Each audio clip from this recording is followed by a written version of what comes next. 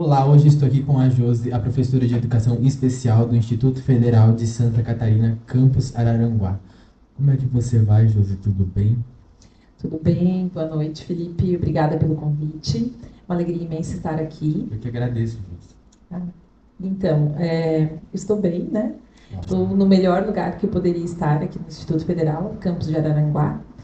E estou muito feliz, né? Vim no início deste ano, em fevereiro. Então, um ano, né, como o nosso foi assim desafiador, né? Esse retorno pós-pandemia. Então, está sendo muito gratificante, assim, aprender, né? Ainda estou aprendendo ainda sobre o funcionamento do campus, e, enfim, mas está sendo muito bom, assim, essa minha vinda para cá foi uma vinda muito feliz. Que ótimo, Josi, que tu tá gostando aqui da nossa casa, do Instituto, porque aqui é maravilhoso mesmo, as pessoas elas se dão super bem, os servidores se dão bem com os alunos, e isso é uma coisa ótima. Josi, vou fazer a primeira pergunta para você. Qual é que é a sua formação, sua área pedagógica? Então, Felipe, eu sou formada em pedagogia, com habilitação na área da educação especial. Tenho mestrado em educação e atualmente estou no segundo ano do doutorado em educação. É uma área muito desafiadora, né? Mas que é, é, um, é linda, né? Eu me encontrei nessa área desde já faz 15 anos, né, que eu atuo assim como professora de educação especial. Desde a época da pedagogia, assim, quando iniciei no curso, né, já tinha assim um interesse pela área da educação especial e ao longo do tempo fui me especializando, né, buscando mais conhecimentos e formação, né, nessa área. E agora, em agosto, fez 8 anos que estou atuando na rede federal de ensino, né, como professora de educação especial. Mas anteriormente, a minha entrada na rede federal, né, já trabalhei em várias redes, né, desde da escola municipal, na rede estadual, também na particular também. Mas na escola pública foi onde eu me encontrei e foi onde eu pude perceber, né, o quanto a caminhada da educação especial, principalmente na perspectiva da educação inclusiva, ela se faz presente. Né? Com o pouco que nós temos na escola pública, é onde a gente percebe os mais encantadores processos de inclusão, né? E onde a gente tem aí muitos desafios, né? Falta de muita coisa, falta de estrutura, falta de investimento, né? Assim, em todas as áreas, mas na área da educação especial a gente percebe, né, essa necessidade assim, de mais investimento, mas é onde também encontra-se muitas experiências exitosas na área da educação especial. E muita gente, né, que até pouco tempo atrás não se imaginaria, né, chegando aí no ensino superior e vivendo uma vida, né, extraordinária, enfim, uma vida comum, né, e hoje pode e tem os seus direitos garantidos, né? Então, graças à escola pública, né, uma escola pública de qualidade, né? Então, sou muito feliz assim por ter seguido nessa caminhada, né? Não ter desistido da área da educação especial, porque no início foi bem difícil. Né? Eu comecei durante a minha graduação, assim, ainda como acadêmica, né, no curso de pedagogia, foi quando eu comecei a ser bolsista de acessibilidade. E imagina, né, isso há quase 15 anos atrás, né, pouco se falava em inclusão. Só imagino como é que devia ser. Pouco se falava. E os recursos que nós tínhamos eram muito escassos, assim. Então a gente tinha que fazer aquilo que era possível, né, com as condições que a gente tinha, a gente buscava fazer o nosso melhor, né? E aí hoje, mesmo que ainda não tenhamos alcançado assim o ideal de escola inclusiva, né, a gente percebe aí muitos avanços e que muita coisa já aconteceu, né, de bom principalmente assim olhando para a nossa escola pública, né? E, de uma forma geral, não estou falando só na rede federal, não estou falando, mas em todas as áreas, assim, a escola pública ela se destaca, né, na questão da educação inclusiva. Pode falar um pouquinho por que tu escolheu essa área de formação? Porque é algo muito interessante, algo que leva a gente a pensar muito, sabe? Educação especial. Então, como eu falei, desde a época da graduação, né, desde o início, assim, da minha formação, quando eu decidi que eu queria seguir pela área da educação especial, eu tive um colega durante a minha infância, que era um vizinho, e ele era uma pessoa com deficiência. E ele era, para além do meu vizinho, ele era meu amigo, assim.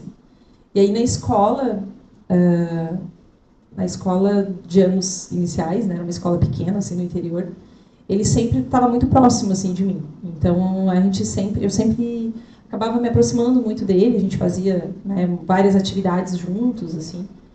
E eu não entendia o porquê que ele não passava, ele sempre ficava no primeiro ano, assim, né? Toda a turma ia, avançava, e ele ficava no primeiro ano, e ele já era grande, estava no primeiro ano. E aquilo, assim, me incomodava demais, né? Porque, poxa, já fazia 7 anos que ele estava na primeira série, ele era muito maior do que todo mundo, e ele nunca estava conosco, assim, na turma, né? Ele sempre estava à margem. E aquilo me incomodou por muitos anos. E aí, quando pensei, né, no que curso que eu iria fazer, eu pensei, eu vou fazer licenciatura. Né? Já tive, durante o meu ensino médio também, tive uma experiência como bolsista também na escola. E aí eu, né, descobri que realmente eu queria seguir pela licenciatura. Quando eu cheguei na pedagogia, as minhas colegas, a maioria delas se identificavam com a educação infantil, outras com a gestão, né, na área mais na orientação educacional, enfim. E aí me veio, né, assim, as minhas memórias de infância. E aí eu pensei, poxa, talvez, né, eu queira entrar por essa área, me especializar na área da educação especial. E foi ali que eu fui, aos poucos, me identificando, né, com a área e gostando cada vez mais. Assim. Então, eu fiz a minha formação, né, toda voltada para a área da educação especial na perspectiva da educação inclusiva. Como é que foi a tua experiência trabalhando com isso, lutando cada vez mais pela inclusão das pessoas? Pode falar um pouquinho sobre isso? Então, né, não foi nada fácil. O início, principalmente, assim, ele foi bem conturbado. Só imagino como deve ter sido. Tem uma experiência que eu já contei em outros espaços, assim, que foi meu primeiro dia de trabalho como professora de educação especial. Eu cheguei numa escola municipal e eu entrei, eu não tinha terminado ainda a minha pedagogia, né? Tava no último ano, assim, da faculdade. E aí eu entrei como profissional de apoio, né? Naquele momento não era assim que se chamava, mas eu fui fazer a mediação com um aluno com deficiência.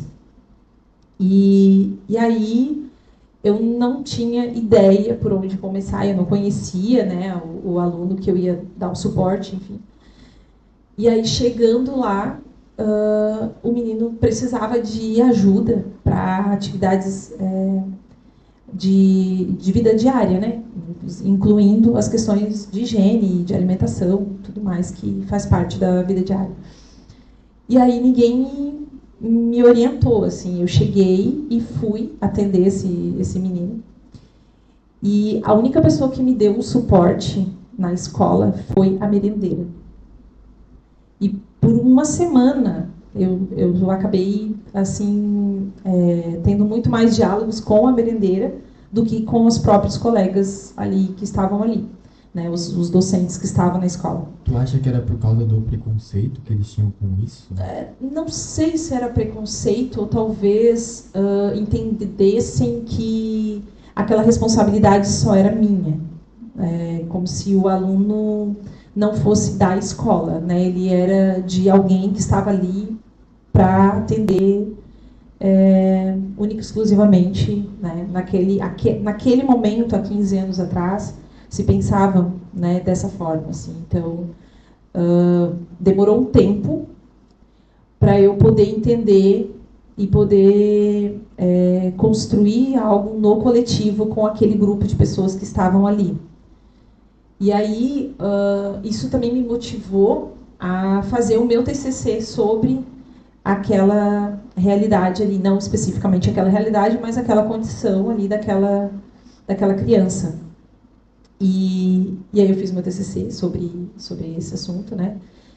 E aí depois, um tempo, assim, passado, eu acho que uns 4 anos, eu estava num outro lugar, e aí tinha um grupo, assim, de pessoas, né, de colegas, a gente já era colegas já há um tempo na rede, e aí a minha antiga diretora, que foi a minha primeira diretora, falou, assim, na frente de todo mundo, assim, ela disse, Josi, a gente ainda tem lá na escola muitas coisas, materiais que foram produzidos naquele momento, né, que teve uma importância muito grande para a gente, e aí ressaltou assim, a importância do meu trabalho naquele momento.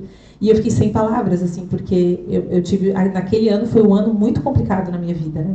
O último ano de faculdade, fazendo TCC, chegando numa escola, tendo aquele compromisso, né? Assumindo aquele compromisso, aquela responsabilidade.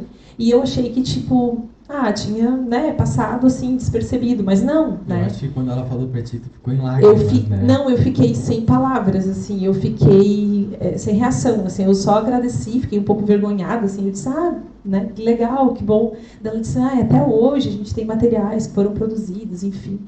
E aí eu tive, por mais um tempo, assim, contato com esse estudante, né, em outros espaços também. E foi um estudante muito importante, assim, né, para minha carreira, para minha formação, que me ensinou muito, muito, muito, muito mesmo. E aí depois disso, assim, tive outras experiências também de formação e também de vivência, né, com a educação especial. Então, eu trabalhei 5 anos numa PAI, onde eu pude também ser professora, passei pela direção. Experiência na PAI trabalhando? Eu fui diretora, eu fui professora, eu fui secretária, eu passei por várias áreas ali na associação. E é o lugar onde eu me descobri, né, a minha formação, assim, e é o lugar que me deu toda a base de vivência, assim, né, com relação à diversidade, né, e a potencialidade que as pessoas podem ter quando têm a oportunidade, né. Então, eu sou fã do trabalho das APAES, né? Reconheço que as fragilidades, mas eu reconheço que tem muito mais potencialidades e assim, é um trabalho de formiguinha, né? Que é feito assim, um pouco que se tem também, porque não é fácil, né? A estrutura, manter uma estrutura como a PAI é muito difícil, questões orçamentárias também, principalmente, né? Não é nada barato, né? Então, precisa ter o apoio da comunidade, precisa ter o apoio político, precisa ter o apoio da sociedade de forma geral para poder se manter. É uma instituição dessa Sim. se manter, né? Sim. Só imagino como deve ter sido o momento deles durante a pandemia. Isso. Eu também não acompanhei, assim, né, a realidade dos meus amigos, que são, né, da PAI, que eu considero meus amigos, né, porque a gente viveu todos os dias por 5, 6 anos, né, eu estando lá com eles de manhã à noite, né, de manhã encerrava o expediente às 6 da tarde, então todos os dias, finais de semana a gente fazia muitas promoções, então são meus amigos, assim, até hoje, né, a gente tem essa relação de amizade, assim. Sim. E aí também, como professora de educação especial, também já tive também a experiência de trabalhar no ensino superior, né, com disciplinas de educação especial, disciplina de educação inclusiva, de formação, né, para professores, que também possibilita outros olhares, né, sobre a docência e a importância, né, do profissional para a vida, né, das pessoas com deficiência, dos estudantes público-alvo. Com certeza. E me explica como é que foi a tua jornada na carreira durante a pandemia? Como é que foi, assim, a partezinha? Então, vou colocar mais um mate aqui agora. Então, eu estava como professora de educação especial no Colégio de Aplicação da Universidade Federal de Santa Catarina, em Florianópolis. por onde eu estive quase 8 anos, né? Eu tomei posse no concurso em 2014 e eu era aqui da região, né? Então fui embora para Florianópolis, fiquei lá até no início desse ano, né? Onde eu pedi a minha volta aqui para o sul e também, enfim, né? Por ser aqui no Instituto, no campus Araranguá. E aí, durante a pandemia, foi bem desafiador, né? Eu estava com muitos estudantes, assim, no atendimento remoto, e a gente não teve nenhum dia de, de descanso, eu diria, né? Porque Deve ter sido difícil mesmo. foi Muito muito difícil. mais difícil, porque eu sempre digo, assim, para os estudantes sem deficiência, foi difícil, mas a grande maioria já estava inserido nesse mundo tecnológico. Né? Para os estudantes com deficiência, a maioria deles não estava ainda nesse, né, mundo das redes sociais, dos computadores. Então, a gente teve que fazer a formação para as famílias dos estudantes, para os estudantes, sobre o uso do celular, sobre o uso do computador. Então, foi muito, muito, muito desafiador. Foi o primeiro ano de pandemia, eu diria que foi, assim, sem palavras para descrever o quanto foi difícil.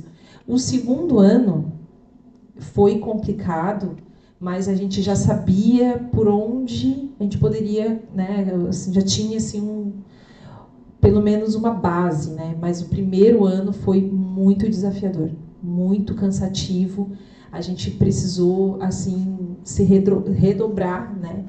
Porque para além das questões tecnológicas, né, tinham as questões emocionais, tinham as questões socioeconômicas muito fortes, né, a questão do isolamento dos estudantes com deficiência. Então, agravado também pelo fato das terapias terem, a maioria delas não estarem também sendo disponibilizadas, né, porque elas não estavam funcionando e aí acabava Eu isso acho que uma coisa que impactando. prejudicou todos, sem exceção, foi a questão socioeconômica. Se a gente for parar para pensar assim, de certa forma, alguns tinham mais privilégios e outros não tinham tanto privilégios. Esse que foi um dos principais problemas causados pela pandemia. Na questão das pessoas com deficiência, das famílias, dos estudantes com deficiência, isso se evidenciou muito mais, né? Porque muitas vezes o único celular que existia naquela casa era o celular que a mãe e o pai precisavam para trabalhar. E aí, durante a aula, né, os estudantes com autismo, por exemplo, eles precisavam do suporte, né, ali durante a aula de um familiar, né, e do recurso de tecnologia, né? Então, o recurso tecnológico. Então, se agravava muito mais, porque por estar muitas vezes o pai ou a mãe trabalhando no formato remoto, né, disponibilizarem ali também de um recurso, né, além da questão do tempo e a questão do suporte mesmo, isso acabava impactando assim muito, né, na vida escolar dos estudantes com deficiência. E aí isso de todas as formas, né, também impactava no nosso trabalho como professor de educação especial. Então foi bem desafiador, foi um momento assim na nossa história, né, que tomara que nunca mais se repita, porque, claro, deixou alguns ensinamentos, né, mas foi muito duro, né, em todos os sentidos. Então foi muito difícil em todos os sentidos. E aí a gente teve que, né, enfim, se adaptar da noite para o dia, às condições que a gente tinha. Então a gente precisou ir para a escola, muitas vezes com máscara, álcool em gel na mão, luva, para imprimir material, para disponibilizar o material impresso para os alunos que não tinham acesso. Né? Fui muitas vezes comprar a cesta básica, e foi numa dessas vezes, inclusive, que eu peguei Covid. Né, precisei ir para fazer, a gente fez campanhas, né, para poder ajudar as famílias que não tinham condições, né, financeiras e assim, socioeconômicas, enfim, para comprar o alimento. Né? Então, a gente viveu várias questões assim para além, né, do pedagógico, né? Era uma questão de vida mesmo, assim. Sim, com certeza. Então, foi um momento muito difícil, assim, para todos nós. E a gente trabalhou muito mais, né? Eu cansei, assim, durante o final de semana, a gente fazer atendimento, né, com a mãe, com o pai, com o estudante. Era muito a relação muito próxima, assim. O professor de educação especial, ele geralmente vai ser esse elo, vai ter esse elo muito próximo às famílias dos estudantes com deficiência, né, os estudantes atendidos, assim. Então acabava vindo assim para a gente, né, todas as dificuldades, né, que aquela família estava passando, chegando muito forte assim para a gente. Nossa, deve ter sido horrível, difícil pra Sim, caramba. foi né? difícil, foi difícil. Primeiro ano de pandemia mesmo foi muito difícil. Primeiro ano foi muito difícil para todo mundo, foi horrível, basicamente, né? Tanto na área de estudo quanto dentro da própria casa, né? Porque as pessoas não estavam acostumadas a ficar tanto tempo dentro de casa. Muitos desenvolveram alguns transtornos, por exemplo, a depressão, a ansiedade, foi aumentando cada vez mais, né? Tu poderia falar um pouco agora mais sobre os seus projetos que tu está desenvolvendo, que tu desenvolveu? Sim, então, eu gosto muito de estudar sobre os recursos de tecnologia assistiva que possibilitam, né, que as pessoas com deficiência, as pessoas com algum tipo de limitações, seja motora, seja física, enfim, comunicacionais, possam ter acesso, né, ter mais autonomia e qualidade de vida. Então, é um projeto, né, é um tema assim, de estudo que, para mim, é muito caro. Né? Eu gosto muito dessa área.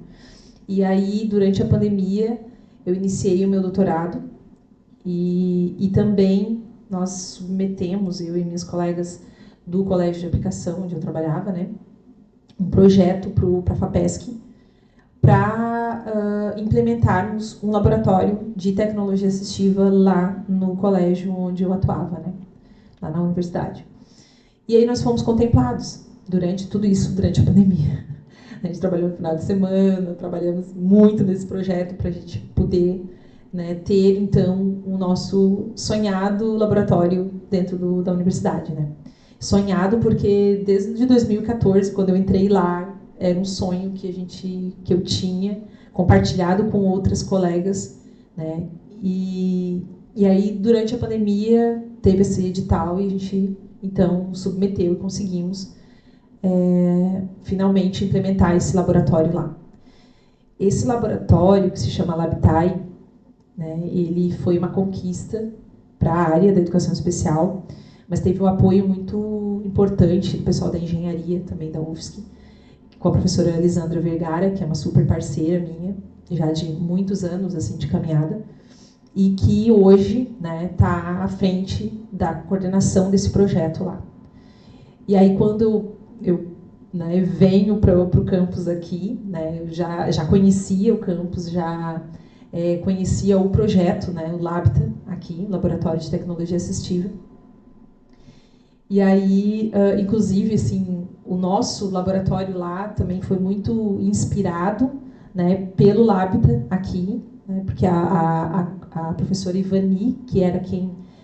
A Ivani, ela era uma professora de educação especial que tomou posse no mesmo concurso que eu, e nós trabalhamos por um tempo juntas no colégio de aplicação lá na universidade. E ela veio para cá, e junto com os colegas, né, daqui, o pessoal, Bruno, a Daíse, né, e outros colegas, eles submeteram e conseguiram implementar aqui o LABTA. Incrível, né? Isso em 2015, acho que foi 2015, 2016. E aí, eu sabendo, né, que eles conseguiram aqui, a gente veio visitar, eu e o meu grupo de estudos.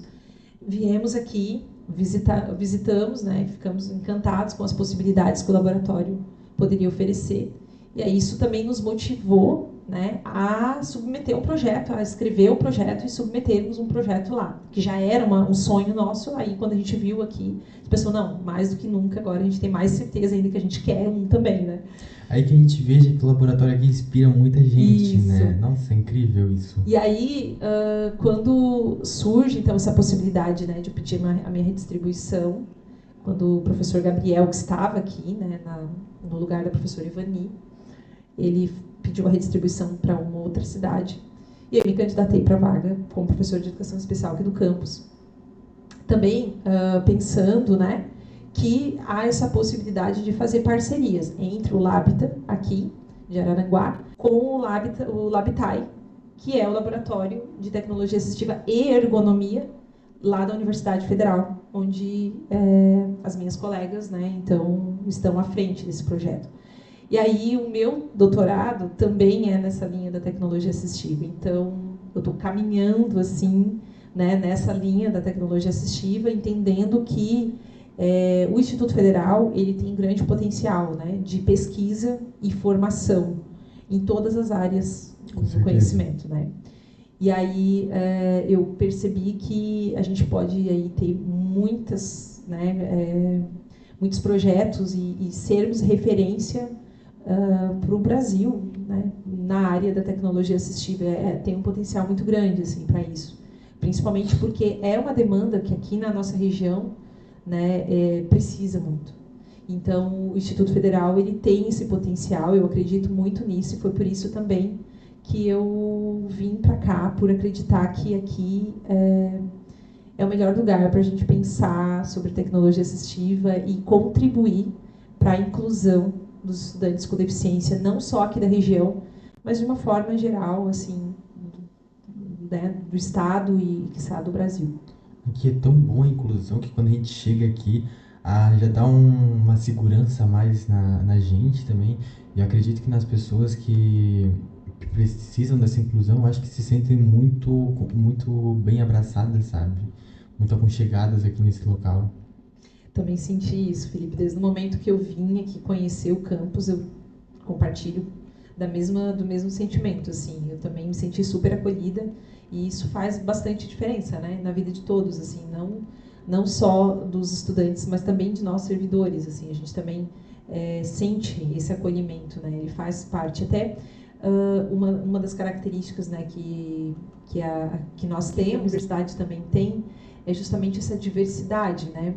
Porque é uma diversidade de pessoas que vêm de todos os lugares do mundo, uma diversidade de áreas de conhecimento. Incrível, é muito legal. Né, diferentes áreas do conhecimento, pensando sobre os problemas sociais e as coisas que nos atravessam, né? Todas as coisas que nos atravessam aí, desde um recurso simples que a gente precisa pensar para um estudante que talvez não seja tão simples, né, porque ele vai solucionar aí uma questão séria, né, que vai ajudar aquele estudante, então, para melhorar as condições de vida e de estudos, né, enfim, desse estudante, até algo muito maior, né, com projetos aí das empresas e contribuindo aí para o desenvolvimento regional, né, que é muito importante para a formação, né, das pessoas aqui, né, dos trabalhadores aqui do Sul também. Isso eu acho fantástico, assim, todos esses projetos, né, e essas áreas e o potencial que o Instituto Federal tem, assim, para o desenvolvimento, né. Eu não sei se tu soube que a Caroline, eu e mais algumas pessoas, por exemplo a Joyce, a gente fez um projeto sobre os caçadores de inclusão. É uma série de podcasts que a gente falava sobre as práticas inclusivas dos institutos federais. Eu não sei se tu ficou sabendo dessa. Fiquei sabendo meio por alto, mas eu posso escutar melhor aqui, pode falar. Foi como é que eu vou dizer? Quando eu entrei, eu não sabia que essa experiência ia me levar tão fundo na inclusão, ia me levar tão adentro, eu ia me sentir tão confortável sabendo das coisas, ia me sentir mais seguro praticando essas coisas, fazendo isso. É uma coisa, como é que eu vou dizer, incrível, uma sensação revigorante participar de um projeto incrível, um projeto extraordinário que foi esse pensado pela Caroline. Assim, é uma coisa que toca muito meu coração ter participado disso. E o que a gente percebe, né, Felipe, é que não somos os mesmos, né? Quando tu fala, assim, eu já fico pensando assim, antes do projeto, quem era o Felipe, e depois do projeto, quem é o Antes Felipe, do assim. projeto eu tinha algumas falas capacitistas, problemáticas, mas logo após o projeto a gente foi, eu fui evoluindo, eu fui chegando em outros patamares, eu fui falando assim, não, mas eu fui me cuidando cada vez mais. E com esse cuidado, a gente vai, a gente vai se incluindo cada vez mais, sabe? Mudando a nossa E a forma gente vai de ver. mudando também as outras pessoas ao nosso redor. Isso que é incrível. A gente vai falando assim, não, isso está errado. A gente vai instruindo as pessoas a seguirem aquele caminho também, que não vai ferir outras pessoas. E a incluir cada vez mais as pessoas. Ah, legal. Esse projeto de vocês é incrível, né? Eu já participei, assim, né, da banca da Joyce também, falando com a Carol também, né? Foi muito importante, assim. E cada vez mais, né? A divulgação das experiências e das práticas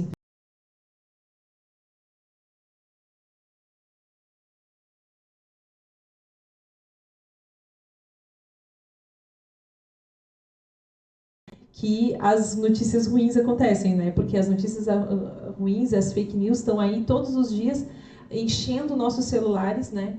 E as nossas vidas, tumultuando as nossas vidas. E infelizmente as notícias boas, as experiências positivas, elas não alcançam, né, o número de pessoas que elas deveriam alcançar. Por exemplo, quando eu comecei a fazer esse projeto, era 2021.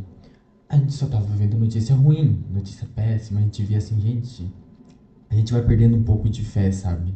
Mas depois que eu comecei a fazer esse projeto, foi revigorando, foi aumentando, falando assim, mas acontecem coisas tão bonitas, coisas que incluem pessoas, isso é uma coisa incrível, entendeu? Acho incrível isso. E também, Felipe, não sei se tu também percebe isso, assim, mas no nosso dia a dia, né, pela correria que a gente sempre está cheio, né, de coisas para fazer, correndo atrás da máquina, né, para dar conta dos prazos e tudo mais, muitas vezes a gente não consegue parar para escutar ou para mesmo prestigiar, né, as atividades que os nossos colegas fazem, realizam e que é tão importante. Então, ou ler, né, o trabalho do colega, a gente não consegue muitas vezes fazer isso, né? E não é porque não queremos, mas pela questão mesmo da correria do dia a dia. Então, esse trabalho de vocês, assim, foi sensacional, assim. Eu acho que precisa existir cada vez mais, né? Essa disseminação, esse compartilhamento de experiências. E com certeza a grande parte das experiências aí das práticas inclusivas elas se localizavam nas escolas públicas, né? Sim. Então nas escolas públicas é onde acontece mais assim as experiências positivas de inclusão, né? Muita coisa, as pessoas estão mais abertas também assim para aprender, para acolher, para dialogar, para aprender como fazer, né? Que eu acho que isso também é o início, assim, né? Você precisa estar disposto, né? Você precisa compreender a importância disso, né? Não só para as pessoas com deficiência, mas para todos que estão lá na escola, né? Então, quando a gente pensa em inclusão, a gente não pensa apenas nas pessoas com deficiência. A gente também pensa em pessoas LGBTs, Exato. pessoas que estão à margem da sociedade. A gente pensa em todas as pessoas que são marginalizadas de certa forma. Exatamente. E melhoramos a vida de todos, né? A gente consegue melhorar o nosso próprio olhar, a nossa própria forma de agir, a gente melhora a vida de todo mundo. Sim. Não só né, das pessoas que estão ao nosso redor, mas a nossa própria vida. Sim. Tu pode falar um pouquinho da experiência que é trabalhar no Habitat aqui no Instituto? Sim.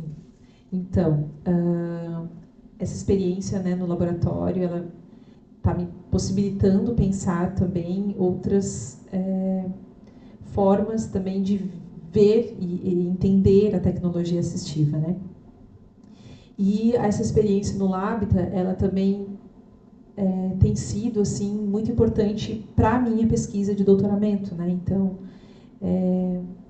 eu acho, assim, esse espaço, né, do laboratório, ele é um espaço físico, né, muito importante, mas ele é um espaço que é muito mais do que físico, ele é um espaço que demarca uma área, Sim. né, dentro do que a instituição ela entende, né, que seja importante. Então, a instituição ela apoia a existência desse espaço. Isso faz toda a diferença. Quando a gente tem uma gestão que apoia, quando a gente tem uma instituição que apoia, isso faz toda a diferença para que o projeto aconteça, né? E isso a gente tem aqui. Então, o laboratório ele é um espaço de formação para professores. Ele é um espaço de produção de recursos, é um espaço de produção de materiais, de formação para o serviço em tecnologia assistiva. Eu dei uma passadinha esses tempos na Semana Nacional de Ciência e Tecnologia ali. Vocês estavam mexendo em alguns aparelhos de tecnologia assistiva. Achei incrível aquilo. Então, e alguns projetos também são desenvolvidos por estudantes, né, do ensino médio, estudantes do ensino superior, estudantes dos cursos técnicos e pensados, né, para estudantes ou aqui do nosso próprio campus ou para demandas da comunidade externa. Então, isso também faz bastante diferença. E essa Semana Nacional foi a minha primeira Semana Nacional, né, aqui no campus. A gente teve esse diálogo mais próximo com várias escolas que nos visitaram, né, e que ali a gente também pôde trocar muitas... compartilhar, né, muitas experiências também e demandas que a comunidade tem. Eu acho tem. que as escolas gostaram demais. Gostaram, né? Pelo visto, gostaram, e algumas professoras já, né, fizeram contato também conosco, também vão vir aqui nos visitar também em outros momentos para a gente pensar a formação. Inclusive, esse mês de novembro a gente vai estar oferecendo duas, na verdade, uma em novembro, uma formação sobre comunicação alternativa e aumentativa, com a professora Lara e com a professora Luana. E no mês de dezembro, também pelo Labita, né, vai ser ofertado uma formação híbrida com a professora Ana Paula da Silva, que é uma professora que vai falar sobre educação especial e a questão dos imigrantes haitianos, e aí vai fazer essa fala online. Mas a gente vai ter o lançamento do livro também sobre educação especial, que é de uma colega que se chama Heloísa Barcelos, que vai vir aqui no campus fazer essa divulgação do livro dela, vai estar lançando o livro dela. Então, vai ser no dia... Essa já tem data. Na verdade, sim, tem a da Luana e da Lara vai ser no final de novembro e da professora Heloísa, da professora Ana, no dia 5 de dezembro. Então, são as duas datas, logo a gente vai estar divulgando aí, fazendo os flyers e convidando. São também ações feitas pelo laboratório, né? Que, como eu falei, não é só o espaço físico, é um espaço de formação contínua, né? Além de ser um espaço de referência dentro do campus, não só para os atendimentos dos estudantes público-alvo da educação especial, que realizam, né, os seus atendimentos no AE, no contraturno, muitas vezes, e, né, enfim, é um espaço de referência de atendimento aos estudantes atendidos, né, pela educação especial, mas ele é esse espaço, então, para formação, né, e para produção de elaboração de recursos de tecnologia assistiva. Sim. Tanto para o campus quanto para a comunidade também. Isso é incrível. Isso é uma coisa muito revigorante saber disso. Muito incrível. E tu pode falar um pouquinho do que proporcionou as oportunidades, quais foram as oportunidades que proporcionaram tu chegar aqui, nesse local incrível que estamos hoje? As oportunidades, eu penso que a gente precisa olhar aí para as políticas públicas, né? Porque inclusão, ela é, a inclusão ela é uma política de governo, né? Então, se a gente não tem um governo que invista na inclusão, a gente não vai ter contratação de professores de educação especial, a gente não vai ter laboratórios de tecnologia assistiva, a gente não vai ter atendimento educacional especializado, a gente não vai ter tecnologia assistiva, a gente não tem, né, como oferecer uma educação inclusiva se não houver investimento. Sim. Então, com a política nacional de educação especial na perspectiva da educação inclusiva de 2008, né, a gente percebe aí a virada de chave, né, que é a entrada, né, dos estudantes preferencialmente na escola de educação regular de ensino, né, na educação comum, né, e não na educação especial. Então, os alunos precisam estar matriculados na escola regular. E aí, com isso, o aumento do número de matrículas dos estudantes público-alvo da educação especial, que aí também é definido por essa política de 2008, né, como sendo os estudantes com deficiência, estudantes com autismo, estudantes com altas habilidades. Então, esse número aumentando exigiu que tivesse uma estrutura. E aí, onde surge, né, a necessidade da contratação de profissionais na área e esse investimento, né, que possibilite, por exemplo, o lançamento de editais para essa área, lançamento, a compra, né, financiamento de recursos para poder investir na escola e para poder dar uma qualidade, né, para a inclusão, de fato, ela começar a existir. Né? Então, eu penso que aí começam as possibilidades, né? As oportunidades, elas surgiram a partir daí. Depois, também, durante o meu mestrado, né, eu recebi bolsa para poder fazer o meu mestrado, a bolsa da CAPES, né, que possibilitou também que eu tivesse uma formação de qualidade. Né? Então, no primeiro ano de mestrado, eu não recebi bolsa, né, mas no segundo ano eu recebi uma bolsa de dedicação exclusiva, onde eu pude me dedicar exclusivamente para fazer o meu mestrado com qualidade.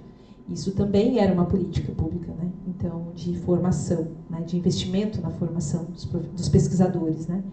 E isso fez muita diferença, que também foi a condição que me deu para eu poder participar de um processo seletivo, né? De um concurso público, né? Um concurso onde eu, então, né, como professora efetiva na rede federal, pudesse, então, ter essas condições também de estar trabalhando, né, com uma qualidade melhor que a rede federal ela proporciona. Né? A gente, tanto aqui quanto no colégio de aplicação, a estrutura da rede federal, principalmente assim com relação à educação especial, ela é uma estrutura diferenciada das escolas, né, tanto da rede estadual quanto da rede municipal. Sim, a gente percebe isso muito.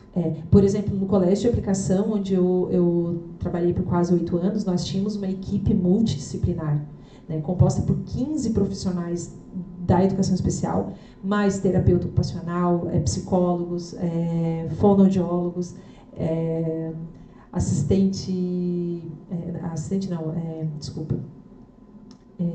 agora me fugiu a palavra aqui. Assistente social, enfermagem. Então, toda essa estrutura foi também, né, via um Ministério Público, que atuou por uma demanda judicial, que precisava, então, assim, organizar os serviços e possibilitar que esses profissionais fossem contratados para realizar, né, o atendimento aos estudantes que necessitavam. E olha só, essa estrutura, ela é uma estrutura bem diferente da maioria das escolas, né, estaduais e municipais que a gente tem. Então, são espaços também assim de referência, né, no estado, tanto o colégio de aplicação, né, na Universidade Federal, quanto aqui no campus, né, por ter também esse histórico, né, e esse investimento no laboratório. Eu penso que são espaços de referência quando a gente fala de educação especial na perspectiva da educação inclusiva, na educação básica, no ensino superior, assim, no ensino técnico, né? Então, a gente percebe, assim, o investimento que é feito, né, nesses lugares, na rede federal, que teve esse investimento, e o quanto isso foi importante para a formação de tanta gente. Sim. Que já está aí, né, já concluíram seus estudos, enfim, mas e não foram poucas pessoas, né, são muitas pessoas que estão podendo fazer aí os cursos, né, que querem, sem tantas barreiras e impedimentos, como já aconteceu isso em outros tempos, né, em outros momentos da nossa história. Sim. E como é que o IFSC te abraçou? Como é que foi Como é que foi as primeiras experiências com o Instituto? Então, como eu falei, né, assim, desde o momento que eu vim conhecer o Instituto Federal, eu já percebi que aqui seria a minha casa. Eu acho que é essa sensação, assim, eu acho que se eu pudesse descrever, assim, a minha relação aqui com o campus, né, desde o início, desde o primeiro momento que eu cheguei aqui para conhecer o campus, ainda nem tinha, nem passava na minha cabeça que um dia eu viria, né, trabalhar aqui, enfim, mas eu tive essa sensação, assim, de acolhimento, né, de potencial, não só não só assim para o desenvolvimento do meu trabalho, mas também para a minha vida, né? Sim. Porque eu acho que faz toda a diferença quando a gente trabalha num lugar que a gente percebe, né, esse acolhimento e esse respeito entre as diferentes trabalhar num áreas. lugar que tu se sente em casa. Um lugar gostoso de tu ficar, sabe? Que tu tem amizade com os servidores, com as pessoas, com os alunos, sem barreira, sabe? É uma coisa assim que a gente sente como se fosse uma família. Exatamente, eu ia complementar exatamente isso, assim, aqui eu me sinto em casa. Então é o lugar que eu me sinto em casa. Até alguém já veio perguntar assim, Josi, faz quanto tempo que tu tá aqui? Eu disse, não sei, porque para mim parece que eu fiquei a vida inteira aqui. Né? É um lugar que eu me sinto muito bem, assim, muito bem acolhida, é um lugar que eu quero ficar até me aposentar, se é que eu vou me aposentar. Mas eu gosto muito daqui mesmo, de coração, assim. Eu ainda tenho 18 anos, sou estudante, mas eu quero ficar aqui pra caramba. Sim, né? Muitos colegas que passaram, assim, muitos alunos meus que passaram por mim, né, como alunos, hoje são colegas, né? E trabalham aí nos campos, né, no Instituto Federal, na rede estadual, na rede municipal, fazendo trabalhos incríveis. Sim. Tomara que a gente... Tá. Tu pode falar um pouco da importância do trabalho? Assim, a importância que tem, tipo assim, imponência. Eu acho que em relação à transformação, né, da vida das pessoas. Nada do que a gente faz tem sentido se a gente não toca o coração de alguém, né? Eu acho que esse é o principal, assim, principal lema da educação especial, né? A gente precisa contribuir para a transformação da vida das pessoas. E essa transformação, ela vai precisar, às vezes, de muita coisa para que aconteça, né? E o bom é que isso não fica só no aluno que está sendo transformado. Exato. Ele entra dentro da família, entra dentro da casa e as pessoas vão aprendendo junto com o aluno. Na escola, na sociedade, de forma geral. E cada pessoa que passa pela gente, né, é uma pessoa, né? Então, a gente leva pro coração. É uma história, é uma vida, né, são as expectativas também que são, né, ali depositadas também, a confiança, né, no nosso trabalho também, e a parceria que a gente precisa estabelecer sempre com as famílias também. Então, a gente tem esse trabalho muito próximo, assim, com as famílias dos estudantes, né, atendidos. E tem aquelas famílias que nunca saem da nossa vida. E que bom, né, que não saem, assim, que elas ficam, elas viram amigos. Como é que são os estudantes contigo? Eles devem te adorar, né? Devem te adorar, né? Então, eu adoro trabalhar com adolescentes. Eu já trabalhei com crianças de várias fases, assim, com adultos também, né, no ensino superior, mas a minha fase preferida, assim, são os adolescentes. Então, eu não sei, assim, explicar, né, como que eu considero essa relação, mas eu acho que é sempre uma relação mediada pelo diálogo, pelo respeito. Isso, sim, com certeza. Sempre, assim. Então, eu procuro ter esse distanciamento, muitas vezes, né, que é necessário. Então, com relação, por exemplo, a redes sociais, essas coisas, né, que precisa ter, em muitos casos, assim, um certo distanciamento.